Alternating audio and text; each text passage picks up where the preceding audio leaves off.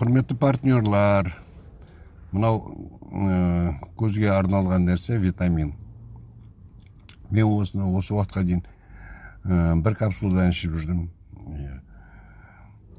Өзімше ойлап жүрдім, қой әсері жоқ сияқты деп. Қазір ударный дозымен таңертең екеуін, кешке екеуін ішем.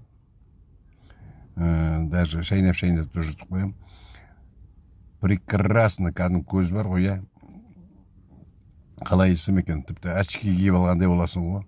Көзінде глаукома ма, сондай бірдеме болды. Қазір көп әсер етеді. Мына әсіресе көзірлік киіп жүрмін. Біздің Green Leaf'тен. Сосын осы витаминді ішіп жүрмін. Ударный дозымен. Таңертең екеуін, кешке екеуін. Советую, егер де көзден қорлық көріп жүрген адамдар болатын болса, пожалуйста, бірінші ішіп қарап, сосын барып жайлап ударный дозымен екеуін беретін болсаңыз, өте жақсы ощущение көресіздер.